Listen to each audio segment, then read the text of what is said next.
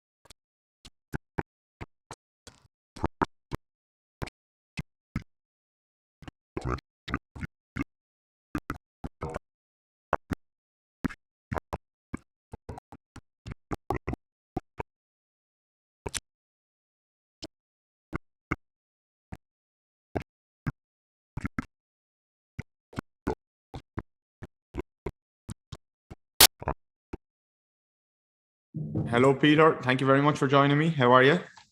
Very good, David. Thank you very much for having me on. How's all in Melbourne? Yeah, look, it's all good. It's getting better, getting more close to normality now, which is good. Yeah, very good. I wanted to chat about kind of all things tendons if we can, obviously, but a little bit more Achilles. But do you want to give us a bit of a kind of an elevator pitch as to who you are and what you're doing at the moment? Yeah, no worries. So I am an associate professor at Monash University in Melbourne, and I am mainly doing research into Achilles and rotator cuff tendinopathy at the moment. So I'm leading two trials, one on Achilles and one on the shoulder. And then I'm also doing lab studies that are generally looking at impairments for tendinopathy and how to improve them. So they're the sort of main areas, and trying to develop new treatments and new ways of rehabilitating tendinopathy. So that's basically what I do, but I also work in clinic 1 day a week as well.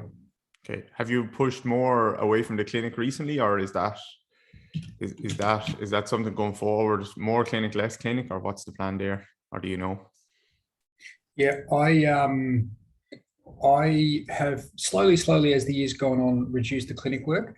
So I did my PhD 15 years ago now, completed that, and I was working a mix of clinical and also research ever since. But more recently, I have been more research than clinical, with only 1 day a week in the last probably 3-4 years in the clinic.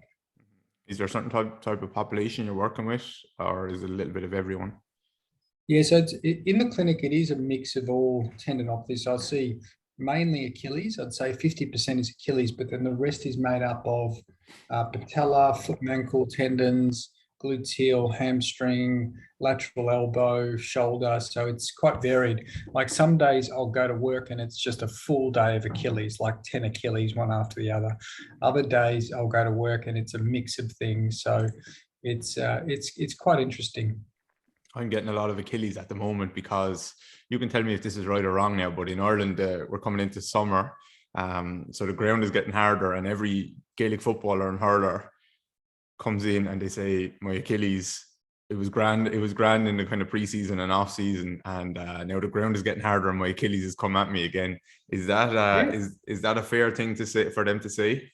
Absolutely, absolutely. I mean, any sort of change in loading, be it shoes or be it ground or be it, the actual external loads that you're doing could potentially be causing some problems for sure. Mm-hmm, mm-hmm. Is there any way for us to mitigate against that in terms of obviously just slowly introducing that load, or doing that slower, but then I suppose even if they're training in softer ground and maybe plyometrics on hard ground, or some dosage of that will be beneficial?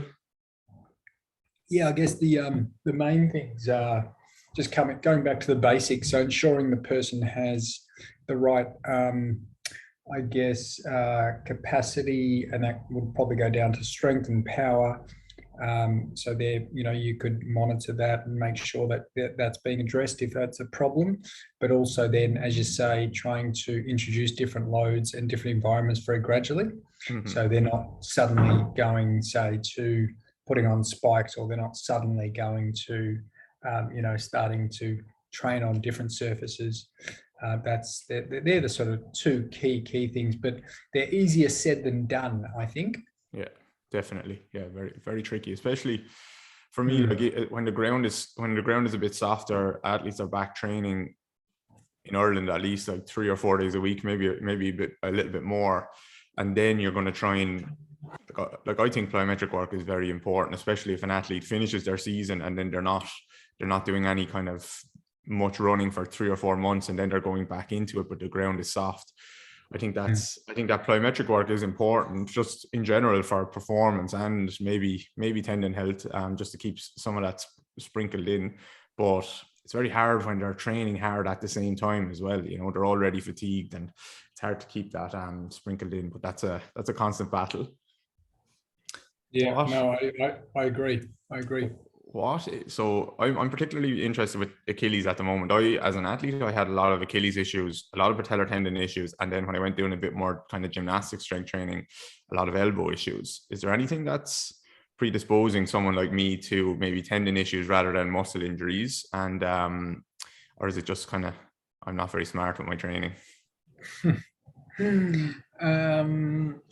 There could be many factors that predispose to injury. So I guess you could say to pain rather than injury, mm-hmm. to a tendon condition, and they could be factors like the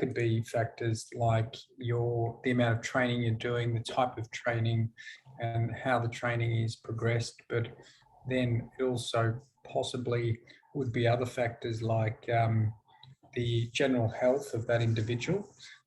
So how, they might be overweight, have a high BMI, they might have, metabolic issues. If they're a bit older, that's more likely.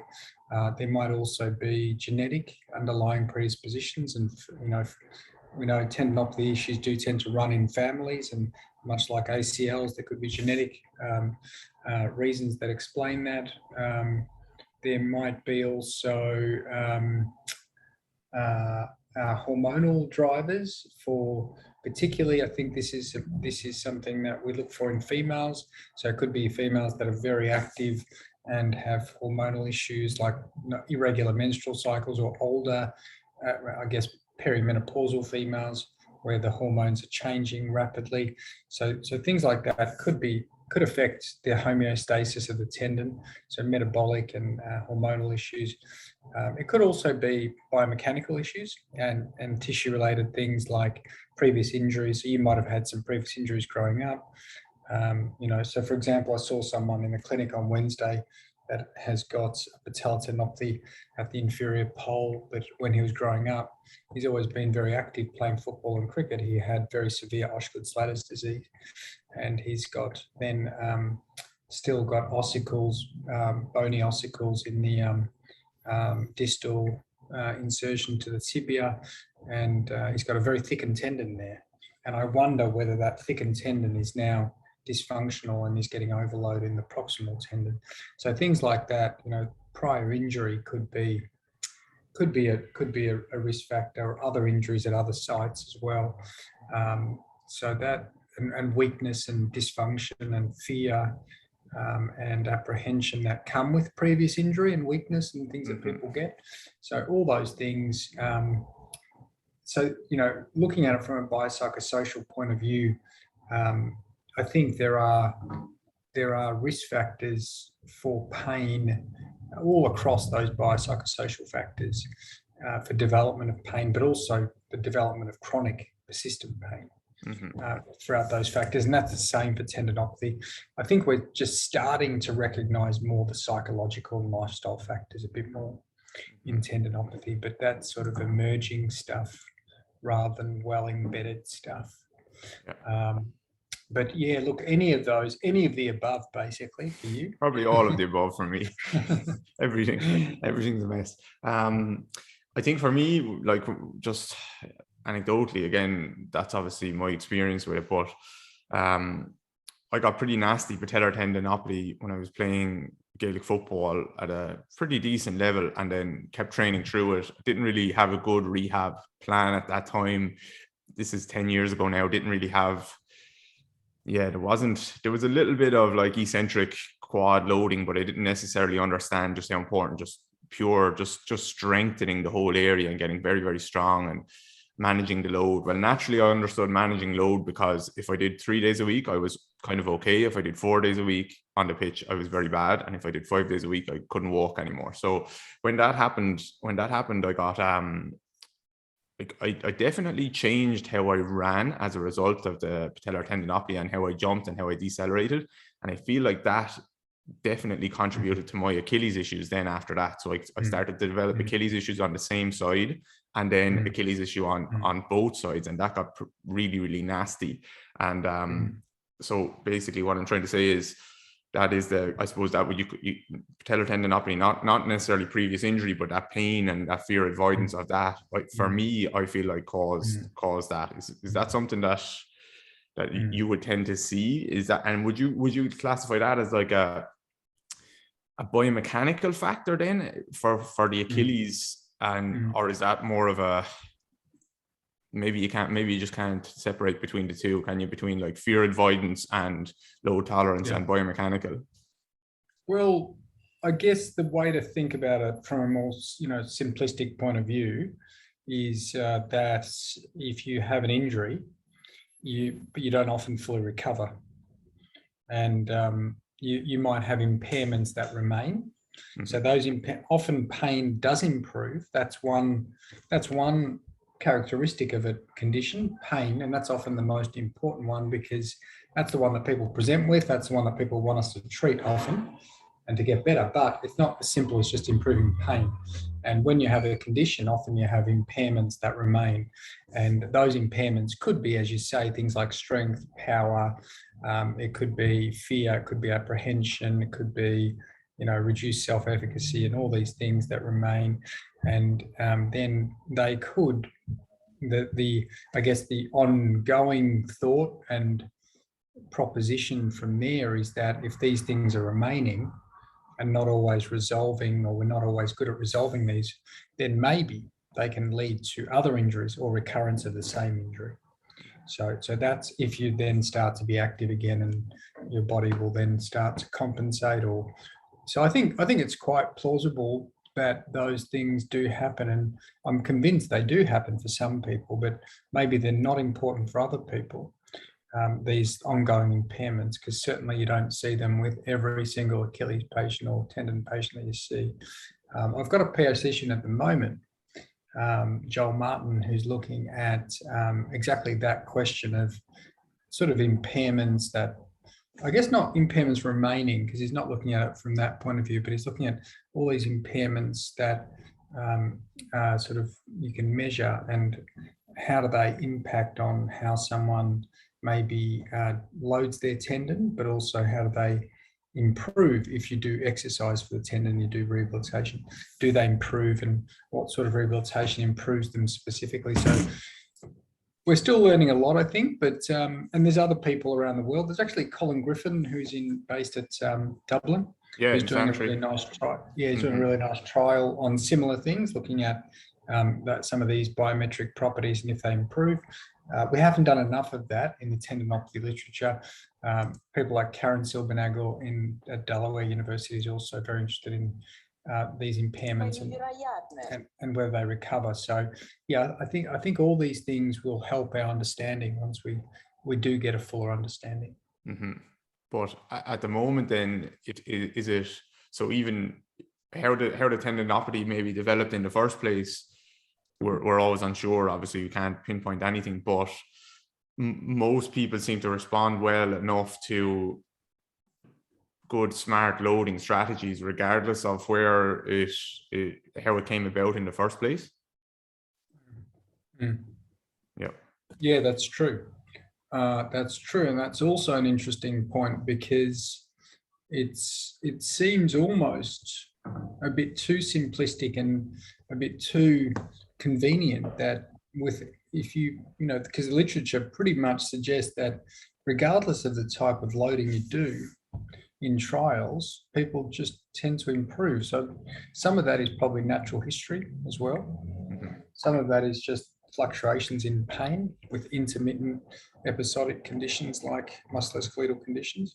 So it's really, we don't understand really the mechanisms of exercise yet, or how exercise improves people. It is definitely a intervention that's worth trying with these people and worth doing and implementing well. I think it does definitely have a good effect if people implement it, but there are problems with how it's implemented.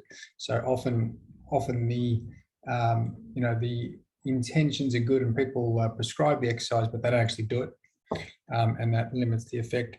But a lot of times people still seem to get better. So it's just understanding. I think the key questions are: we need to know the mechanisms. What are the mechanisms by which exercise works? And is it the case that we can then improve the efficacy of exercise interventions by targeting mechanisms more? And it might be that the mechanisms are psychological. So it might be that we're just providing a supportive environment for people to be more confident to load, for people to have less pain-related fear, for people to be having more self-efficacy to progress their loading in daily life. And that then leads to benefits in pain. And I think that's a key mechanism that we need to explore. And I don't think the simplistic mechanism of loading just to get people stronger is an important one. However, I think getting people stronger that have strength issues or impairments that are physical, that is also important, because there's a physical component to it, there's a disability component to it, and there's a pain component to it, which may or may not be related. So I think it's important to look at all the impairments and try and improve the main ones for people. But the key questions for me for exercise are: can we understand the mechanisms better? Can we then make the exercise better for people? And does that explain some of the variability? And then can we also get people to adhere to the exercise more? But at the same time, we also need to be conscious that maybe exercise is not the approach that everyone needs. And maybe there are people that might respond more to other, and then again, going back to the biopsychosocial model, where you might have impairments that are driven by fear, but where maybe movement or exercise is not the best avenue for addressing fear in some people. It's other interventions, maybe education or something else. So I think we need to keep an open mind at this very early stage in tendinopathy research to understand that we don't have a lot of answers, and exercise is good, but it needs to be further developed to be an intervention that we understand its limitations and how to use it.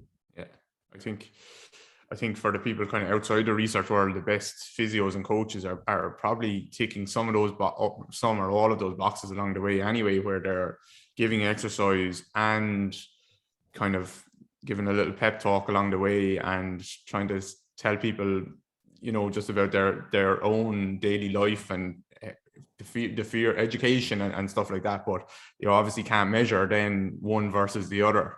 But I think the best physios are probably doing a little bit of all of that stuff along the way and just mixing it all in, and just reading the person in front of them, giving one person a little bit more of one versus another person a little bit more of the other. But I know definitely exactly. you can't measure that.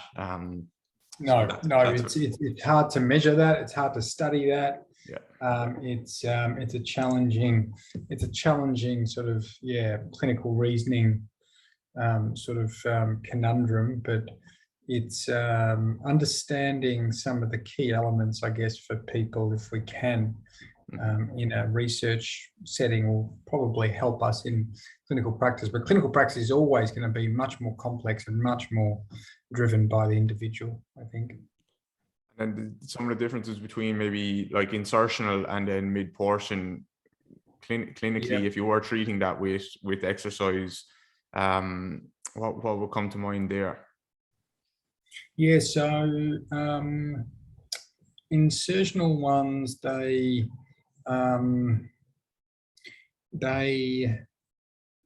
tend to be more related to so that I think compression is a factor, and we do need to be conscious of loading them into extreme levels of dorsiflexion, because it can be painful and provocative for the ones that that have an insertional problem. Often, and one of the key signs for me with insertional tendinopathies, when you look at them, if you assess an insertional tendinopathy and you get them to hop, often their hop is not that painful, but when you get them to a calf raise over a step into dorsiflexion, it's more painful. Mm-hmm. So that's a sign that they're driven more so by compression of the tendon.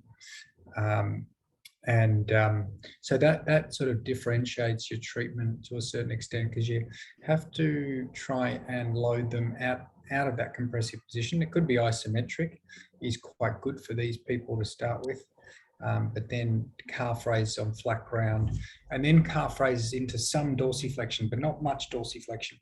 So I usually use just custom bits of board that we have from a hardware shop that is probably 15 mil, 20 mil, 25 mil, maximum 30 mil, get them to drop off that interheel dorsiflexion, and that progressively gives them some dorsiflexion without going into full dorsiflexion.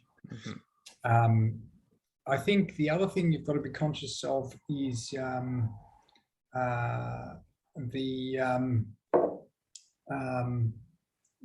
stretch, shorten, cycle requirements of the Achilles tendon.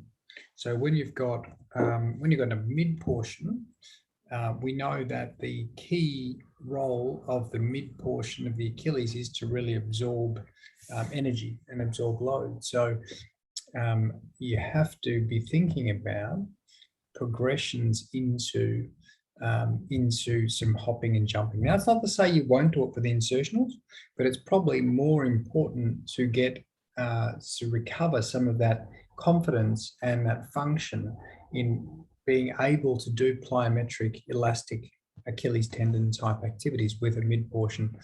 One of the observations I've had over the years is that a lot of the insertionals, they do tend to have protective patterns. So whether it's what people say to them, because they often come in saying, "Oh, I shouldn't be doing any dorsiflexion," and I think that can be nocebic, and it basically then sets them up for, I think, some avoidance of dorsiflexion. And you often see that manifesting in hopping, because they hop high up on their toes and they don't want to go into dorsiflexion. Yeah, definitely. It's really interesting. Yeah.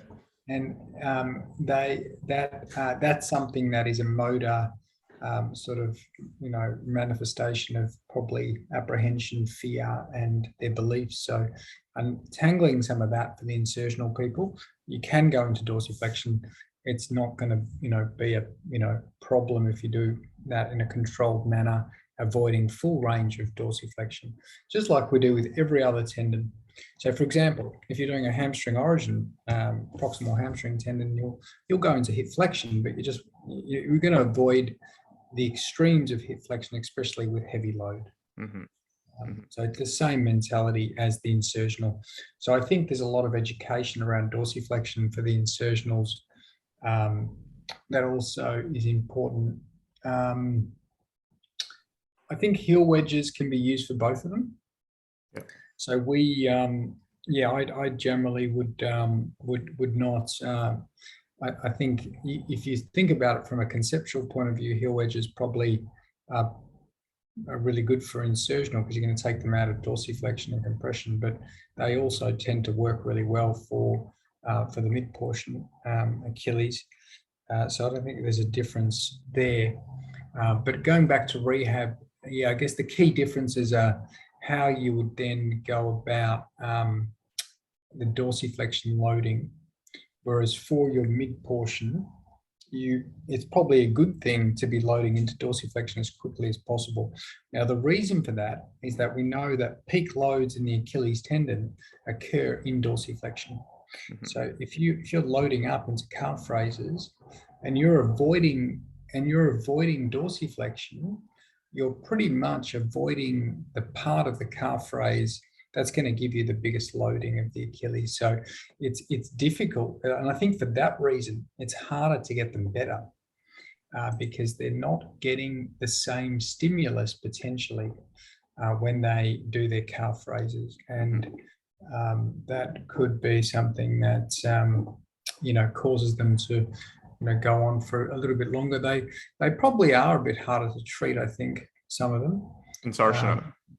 Yeah, look, although having said that, a lot of the mid-portion people are very hard to treat as well. I think it depends on a lot of factors, not just the site of pathology. Yeah. You do get difficult ones with both. Would you, you're kind of creeping towards a little bit more dorsiflexion with the insertion. You might be a little bit more careful with that. Would you keep creeping towards loading full dorsiflexion? Or would you kind of be happy? Would you get greedy with it and like say, okay, another little bit over time, obviously, or would you just maybe pull it at some stage? Look, I try not to get too greedy with it. I think you've got to be conscious that if you do go a bit too far, you're possibly going to provoke them. So I don't often go into full dorsiflexion. Having said that, I do on double leg. So on single leg, I wouldn't go into full dorsiflexion. But on double leg, I'm quite happy to give them double leg calf raise over a step into full dorsiflexion. And that often is a really good thing to do because the problem that you get with some of the people who have got an insertional Achilles, if they have avoided dorsiflexion for a long time, they might get quite tight in their calf muscle. So their calf muscle's tight, or they might have been tight in their calf muscle anyway. And that's possibly one of the factors that has contributed to their condition. And so you might want to address the flexibility, but it's hard to address it because you can't really prescribe. You don't want to prescribe stretching into dorsiflexion. So a compromise that I often go for is double leg calf raise over a step. Yeah, okay, I like it. Kind of greedy. And then when you're thinking about going into a hop, maybe one versus the other, or just you can just group them together. Would you think about a different type of hop for one versus the other? Not really. Maybe it's just a different cue than for the insertional, where it's getting onto that midfoot a little bit more, maybe. Yeah, look, I would do my hopping.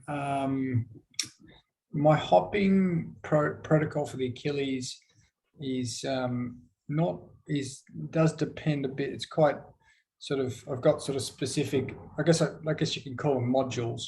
So the first module that I'd go to is trying to develop landing, proficiency and confidence. And that I think is really, really important, because you can't really hop unless you can land. And what I mean by landing is being able to absorb load into dorsiflexion as you land from a hop.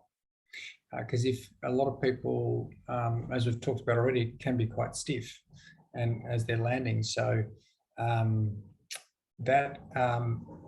if you get them to do hopping interventions, even if the pain is not too bad, they might have a 1 or 2 out of 10 pain. You get them to do some hopping, and you pretty much find they don't progress very well because they're not landing. They're not landing. So the first module is landing. So that could be things like just over the edge of a step, progressively trying to get them to land and take load into dorsiflexion. Double leg, single leg, progress the height of the step. My second module would then be jumping. So concentric power, jumping up onto things. The third module. But that's it. Are you doing a full landing from there? So you're jumping up onto a box rather than jumping and landing back on the floor. So it's much more concentric. Just onto a box. Onto a box. Yeah. So jumping onto a box, and then after that, starting some plyometrics. So the plyometrics could be submaximal to start with, and then going to maximal or pogo plyometrics. So there's a progression that I use for the Achilles, which is quite good, and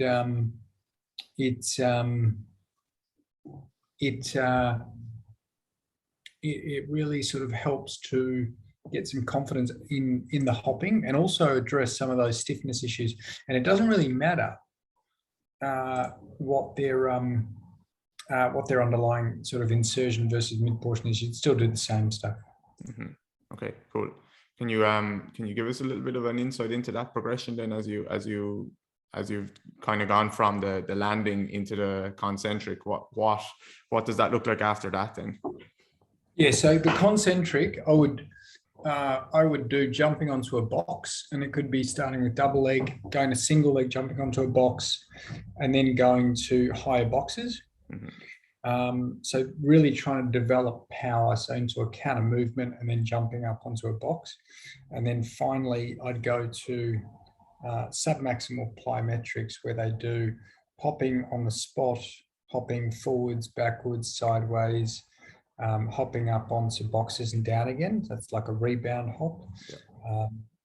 They do things like that hop just in different directions, zigzag hopping, just variability of hopping on one leg, but all submaximal.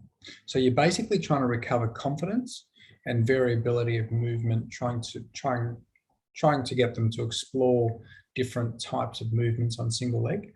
Submaximal hop. Once they've got proficiency with that, then I'd go to maximal hopping. So the maximal hopping generally is just pogo hops for the Achilles. You don't need to necessarily bring the kinetic chain in and do jumps, but you can if you want, if it's relevant for their function in sport. But generally for the Achilles, the best way to do maximal hopping for the Achilles is just get them to keep the knee straight and hop as high as they can, as in the pogo hop. And that really loads the Achilles a lot. So I do that double leg, single leg going forwards. So variations of pogo as well. Yeah. Continuous. So you're just going for 10 hops in a row on the spot. Yep. Type of thing. Yeah, exactly. And so they might do six pogo hops as high as they can, have a rest, do it again. Okay. That sort of thing. Yeah. I might be getting finicky now, but I'm getting greedy now. Do you, two questions. Do you look at ground contact time, and do you look at the actual landing themselves, or in terms of how much on the toes they are? Would you cue them, or like if they're too much on the heel or anything like that? Are you cueing anything there with their landings? I would cue them, but I would probably, and I think that's the important part of the progression, if you go through the landing progression first, and then you go from the landing progression to the to the concentric power progression, it sort of gives them that ability to have the strength, and they've got the adequate strength. Then that allows them to hop better, and it pretty much just is something they can then go on to gradually. And it might be that they've got some issues with just the confidence of hopping initially, but that sort of sorts itself out pretty quickly. So I find that progression is useful, and I'm probably cueing more in those initial 2 stages when I'm wanting them to get full power out of their ankle and also land with good dorsiflexion. So then in terms of contact time, that was your second question. I do, but only from a research point of view. So I don't use it in the clinic. We've got force plates that I've got. So for example, currently I've got an honours student who is a physiology honours student at Monash University, and he takes the Achilles patients and he measures things like contact time in a pogo hop, for example, and reactive strength and things like vertical stiffness. So those things are really, really good to measure, but they can take a lot of time as well. So I mainly do it not so much to publish it, but more at the moment getting an understanding of which measures might be important.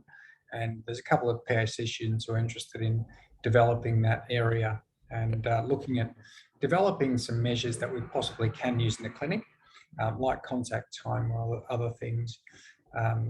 That we can be a little bit more objective with the hopping.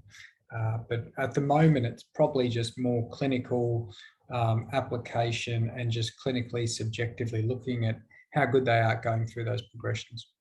Okay, that's really helpful. Thank you very much for that. Why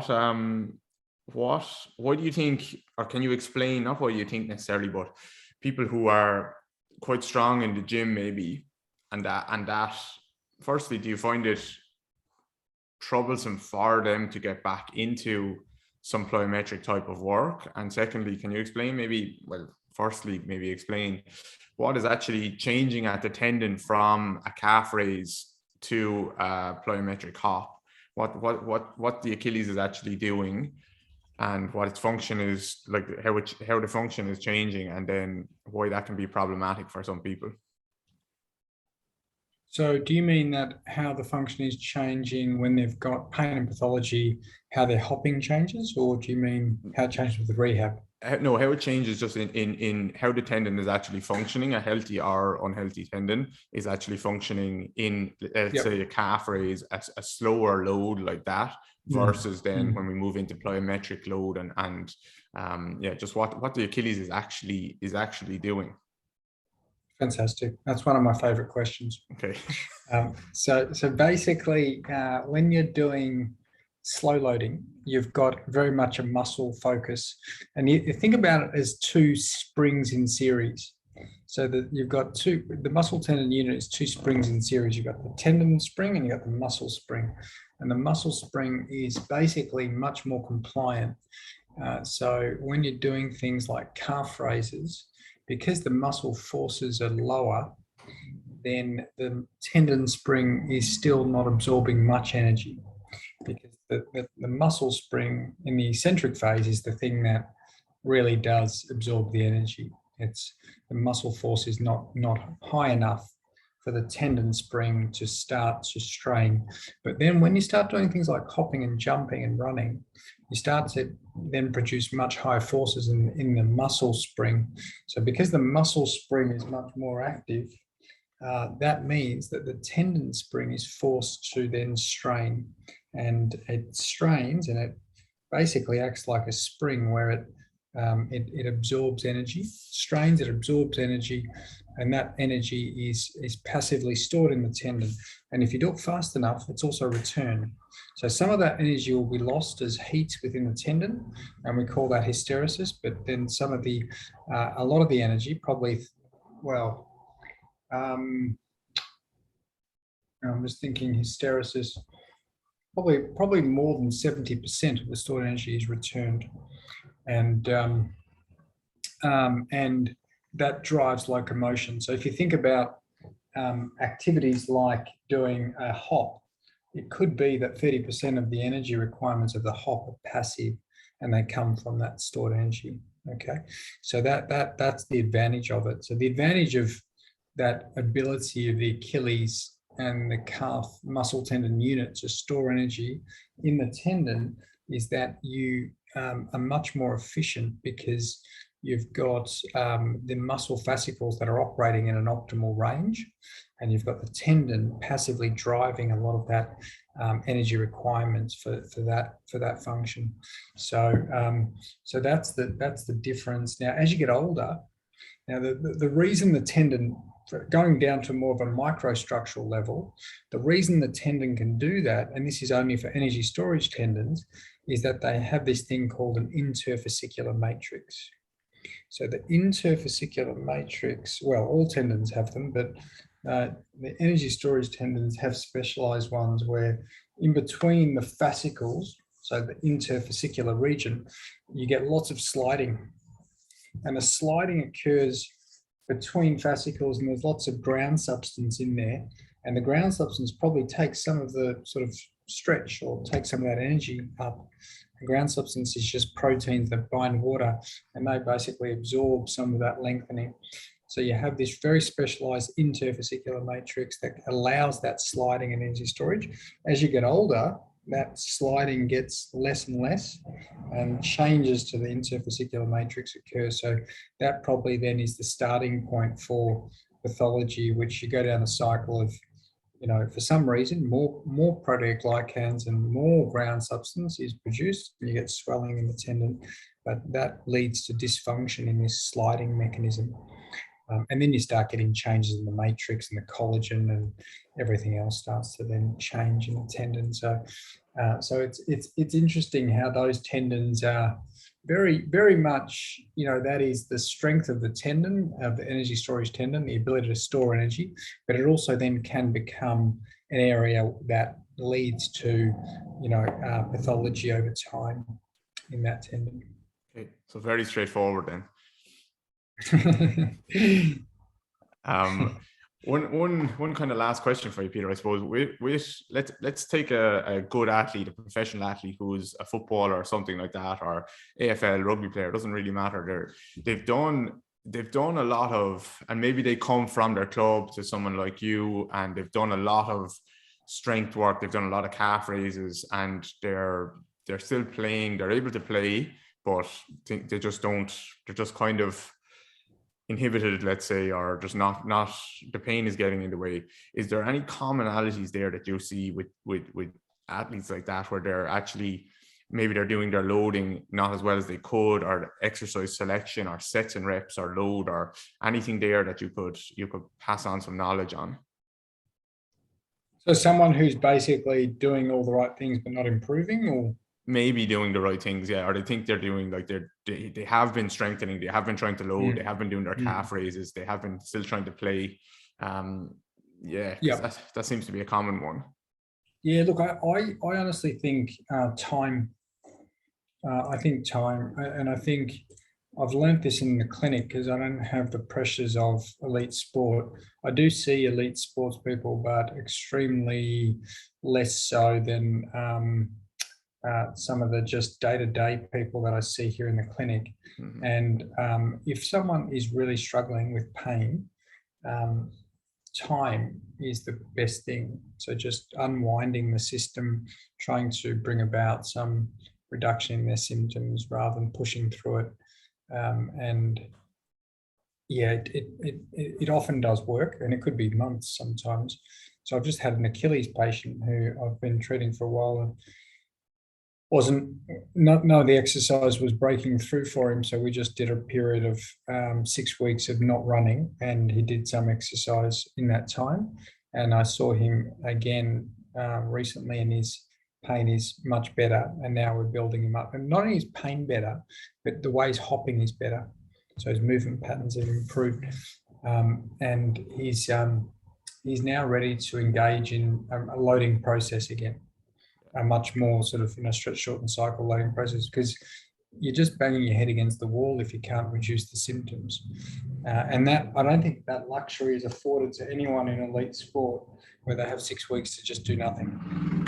Yeah, it's very tricky. That's why tendon issues are so tricky for myself, for so many other people, that because, like, if you tore your hamstring, if you broke a bone, if you something like that, you would get your 6 weeks off maybe, and here's your chance to rehab this all the way back up. With a tendon, it's kind of, yeah, I can kind of still play, and you never really get that. You're banging your head against the wall. You never really get that period of, especially with sports in Australia and Ireland as well, where they get a very short off season as well. It's very very tricky to get a good sustained period of rehab where we do our strength work, we move on to our plyometrics, and we have a good rest in between. It's very, very hard. That's my biggest problem with people at the moment.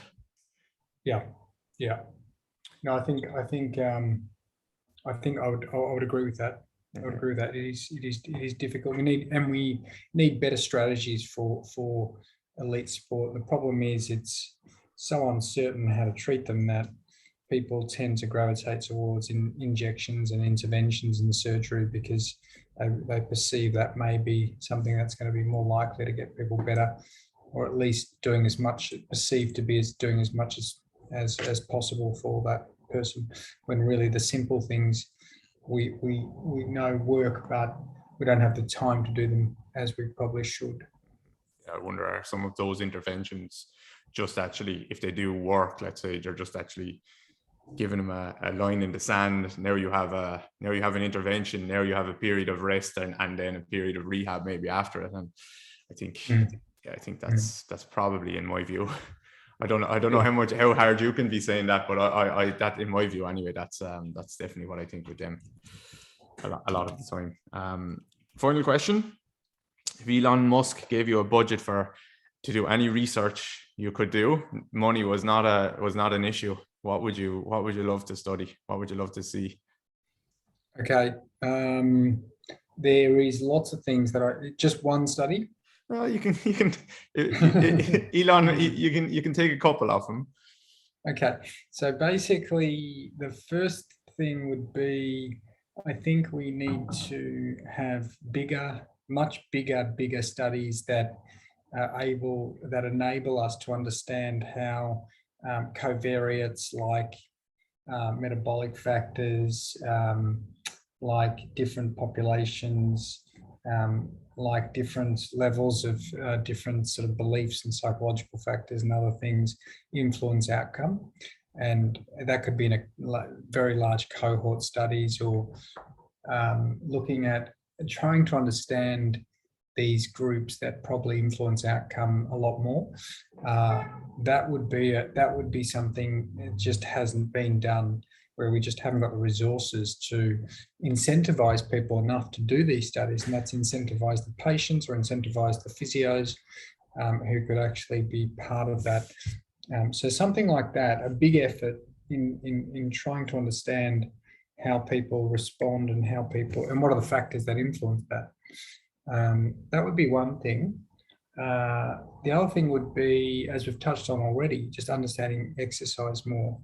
We're so invested in exercise, but we don't know anything about the mechanisms virtually. So understanding those mechanisms would be really another thing that I would be very, very interested in trying to understand. Awesome. Okay, I'll send Elon an email later on today. Thank you very much for coming on. Where would you like people to go, if you would like people to go anywhere? So websites or social media or anything like that? Probably the website, which is tendinopathyrehab.com. And if you go on there, there's blogs, there's courses, there's other things that might be of interest. The other one is obviously just Twitter. And I think my handle is Dr. Pete Malliaras on Twitter. So that's the other one. Okay, brilliant. Thank you very much, Peter. Really appreciate it. No worries, David. Thank you for having me on.